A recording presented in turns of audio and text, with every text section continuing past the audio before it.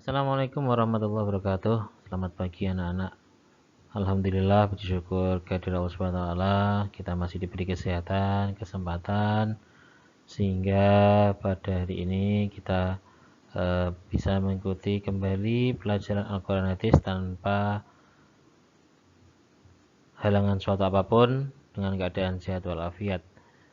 Oke, pada pertemuan hari ini kita masih belajar tentang surat Al-Adiyat. Kalau pada pertemuan sebelumnya kita belajar tentang menghafalkan ya. Kalau pertemuan sebelum kita menghafalkan surat Al-Adiyat, hari nanti kita akan fokus pada apa sih kandungan dari surat Al-Adiyat tersebut. Ya, sebelumnya mari kita awali dengan bacaan basmalah bersama-sama. Bismillahirrahmanirrahim.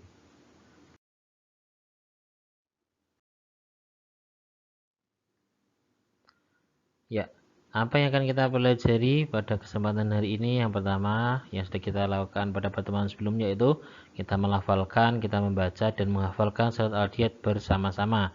Sudah kita lakukan pada pertemuan sebelumnya. Kemudian hari ini kita akan langsung belajar dua hal, yaitu menghayati dan memahami kandungan surat Al-Adiyat, serta nanti kita akan belajar ada pelajaran apa sih yang kita dapatkan dari surat Al-Adiyat tersebut.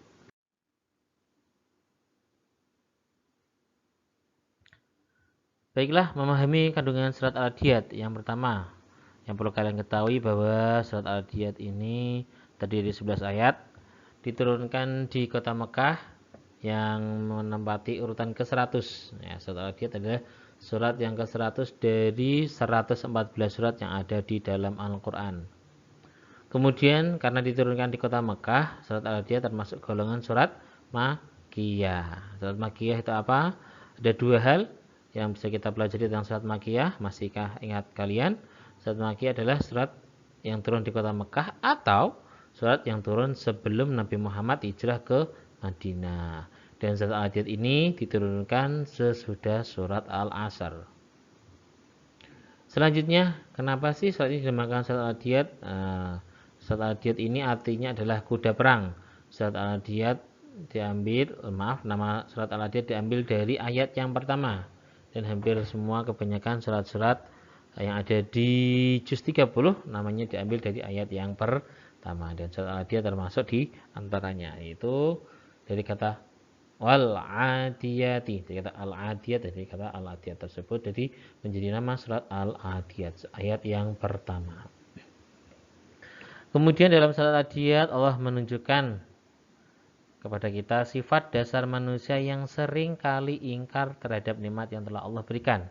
Naudzubillah, kita sudah diberi nikmat oleh Allah namun kita sering kali ingkar. Ini sifat dasar manusia, tidak mungkin tidak, karena kita sudah terlena karena sangat cintanya manusia terhadap harta dan duniawi. Karena saking cintanya manusia terhadap harta dan duniawi ini yang sering membuat kita lupa sebagai manusia. Ya, karena sifat dasar kita memiliki sifat dasar manusia yang ingkar terhadap nikmat yang diberikan. Jangan sampai kita menjadi orang yang kufur nikmat, ya. Selanjutnya, orang yang ingkar terhadap nikmat disebut apa? Kufur nikmat. Orang yang ingkar terhadap nikmat adalah disebut orang yang kufur nikmat. Karena kufur nikmat dan cinta harta ini pula seringkali kita lupa bersyukur baik secara lisan dengan mengucap alhamdulillah maupun secara tindakan dengan cara berbagi. Karena merasa paling kaya, dia tidak mau berbagi. Apa? Yang kerja siapa? Orang saya kerja capek-capek siang malam, situ enak-enakan minta pak, tak usah lah ya. Seperti itu. Jangan sampai apabila kita diberi nikmat, jangan lupa 2,5% dari harta yang kita miliki ada hak orang fakir miskin dan hak orang-orang yang membutuhkan. Dan melalui surat Al-Adiyat ini Allah telah memberikan peringatan, ya. Melalui surat Al-Adiyat ini Allah memberi peringatan kepada kita tentang hari pembalasan, ya. Perhatikan baik-baik. surat Al-Adiyat ini merupakan surat yang berisi peringatan kepada kita sebagai manusia, jangan sampai apa? Terlalu cinta harta dan duniawi. Dan jangan sampai lupa, dan jangan sampai kita lupa bersyukur. Ya. Mulai dari yang paling kecil lah. Nafas kita, kesehatan kita harus senantiasa kita syukuri. Jadi surat Al-Adiyat ini merupakan peringatan, mengingatkan kita agar tidak menjadi orang yang kufur nikmat, ya, agar kita tidak kufur nikmat dan cinta terhadap harta secara berlebih, karena Allah akan membalasnya dengan balasan yang pedih. Nah, masih ingatkah kalian tentang cerita si Korun, kemudian ya dan cerita-cerita yang lain, orang-orang yang telah diberikan kelebihan harta oleh Allah namun dia lupa untuk bersyukur dan berbagi kepada yang membutuhkan, maka Allah balik dengan cepat dia menjadi orang yang miskin kembali. Naudzubillah. Nggih. Jadi kita harus senantiasa bersyukur kepada Allah, terutama apa? Nikmat yang sedang senantiasa kita harapkan setiap hari di masa pandemi ini, nikmat sehat dan sehat. Semoga kita selalu dalam keadaan sehat wal afiat, sehingga senantiasa bisa mengikuti pelajaran, mengerjakan tugas dengan baik dan benar. Kita harus selalu bersyukur seperti itu, nggih.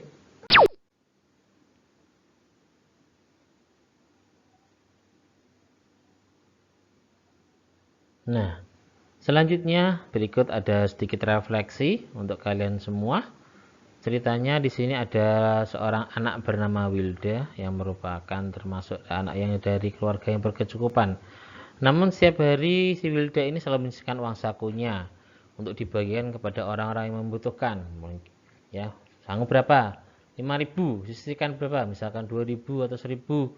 Nanti kalau pulang di jalan ketemu fakir miskin yang merasa membutuhkan, oh dibagi oleh si Wilda ini, gitu. Wilda akan membagikan sebagian uang saku yang diberikan untuk si fakir miskin. Dari apa yang dilakukan Wilda, kita harus sadar sebagai manusia bahwa apa yang diberikan Allah kepada kita, bagi itu kesehatan, uang, kelebihan, harta benda, ya, semua harus kita pertanggungjawabkan di hadapan Allah, karena harta hanya titipan. Tidak akan kekal harta yang kita miliki, ya. Kalau Allah sudah minta, akan dicabut dengan segera, karena Allah kun fayakun. Allah bisa memberi, Allah juga bisa memintanya kembali, ya, tanpa kita duga-duga. Jadi refleksi ini perhatikan si Wilda. Saya yakin Pak Alfa, murid-murid Imsan Fathul Demak, ya, termasuk anak-anak yang suka memberi. Termasuk kan Pak Alfa yakin termasuk anak-anak yang suka memberi, berbagi kepada yang membutuhkan. Bisa tetangga, bisa orang yang ada di sekitar kita, yang ada di jalan, nggih, seperti itu. Nah, pada pertemuan kedua ini, tugas kedua yang akan Bapak berikan adalah, oke, tetap semangat belajarnya ya. Apa? Yang pertama, perhatikan baik-baik, nanti tolong ditulis di buku tulis kalian, ya. 1. Di sini dalam surat Al-Adiyat Allah Subhanahu wa taala menunjukkan sifat dasar manusia yang ingkar terhadap nikmat yang diberikan. Betul? Ya. Menurut kalian, Bapak ingin tahu pendapat kalian, bagaimana caranya kita agar terhindar dari kufur nikmat atau menjadi orang yang ingkar atas nikmat yang telah Allah berikan. Kemudian pertanyaan kedua, Bapak ingin kalian perhatikan kembali tentang cerita si Wilda. Jadi Wilda ngapain sih? Oh, Wilda itu anak yang berkecukupan, tetapi selalu menyisihkan uang sakunya diberikan kepada si fakir miskin. Nah, senantiasa menyisihkan uang sakunya kepada si fakir miskin atau orang yang membutuhkan. Pendapat kalian? Nah, Bapak ingin tahu pendapat kalian tentang sikap si Wilda tersebut, ya. Nanti tolong ditulis di buku tulis kalian masing-masing. Cukup 2 soal ini saja pada pertemuan hari ini. Tolong kalian tulis di buku tulis dan dijawab. Selanjutnya nanti hasil soalnya nanti bisa ditulis di buku tulis, difoto dan dikirimkan ke Pak Wafa atau melalui grup kelas masing-masing. Baiklah, terima kasih. Cukup sekian yang Pak Wafa berikan pada kesempatan hari ini. Semoga ada ilmu yang bisa kita manfaat. Semoga mendapatkan ilmu yang bermanfaat. Semoga kalian selalu dalam keadaan sehat walafiat. Terima kasih. Wassalamualaikum warahmatullahi wabarakatuh.